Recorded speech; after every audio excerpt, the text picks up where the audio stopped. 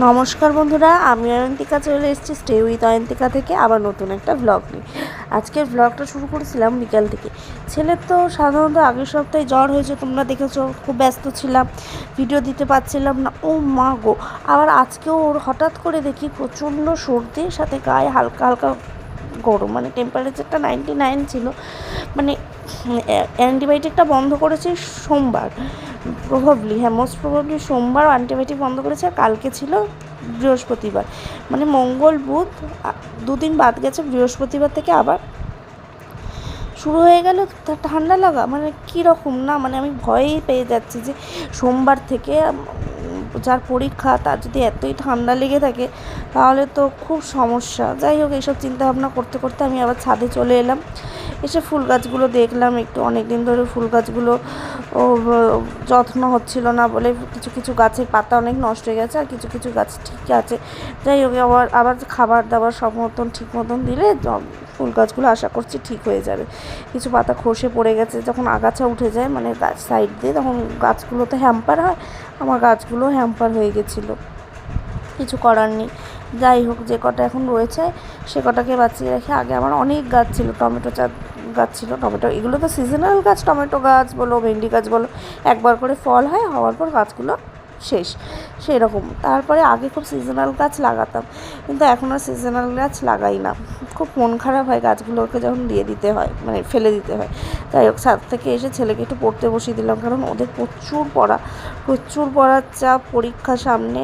তাই জন্য যতই শরীর খারাপ হোক একটু হলেও তো পড়তে বসতেই হবে, কিছু তো করার নেই না।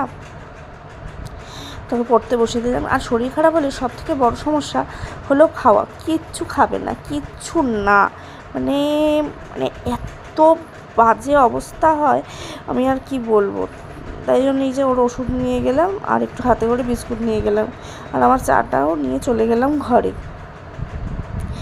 দিয়ে এবার খেয়ে দিয়ে চাটা খেয়ে বাসনটা গোছাতে যাব, কারণ আমাকে আবার একটু বেরোতে হবে, আমার একটু কাজ আছে। আর সবথেকে বড় সাংঘাতিক ঘটনা কি ঘটেছে জানো? আমি তো বেরোলাম স্টাইল মেরে সেজে গুজে, প্রথমে কিছু ফল কিনলাম, কারণ ফলটা আমাদের লাগেই, ফলটা আমরা ডেলি খাই, ফল হোক সবজি হোক, এটা আমাদের রোজ একটা থাকবেই, মানে রোজ একটা করে ফল আর যে কোনো একটা করে সবজি। এখান থেকে একটা সবজি কিনে ভেবে শুধু একটা লাউ নিয়ে নিলাম, আর কিছু নিলাম না, কারণ বেশি সবজি নিলে আমার নষ্ট হবে, যেহেতু বাড়ির সামনে সবজি থাকে আর আসেও, ওই জন্য নিলাম না। তারপরে একটু আম নিয়ে নিয়ে আমি চলে গেলাম অন্য একটা কাজে।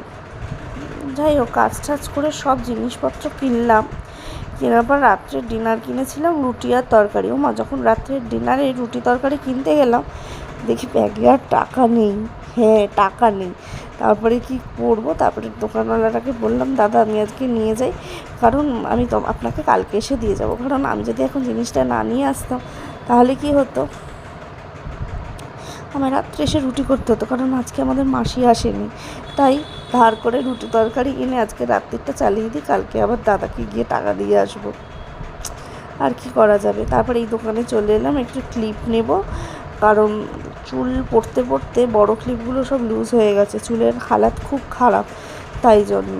তারপর বাড়িতে চলে এলাম, এই রুটি আর তরকা বললাম না নিয়ে এসেছি, রুটি তরকাটা খেয়ে নেবো। ভাবলাম খাওয়া হয়ে গেছে, সব কাজ হয়ে গেছে, এবার বোধহয় সত্যি দিনটা শেষ হয়ে গেল, শুয়ে পড়বো না। তারপর মনে পড়লো না, ওষুধ খেতে হবে, আমার তো শরীর খারাপ। তারপরে ওষুধ দুটো নিয়ে নিলাম, নিয়ে ছেলেকে শুয়ে দিলাম।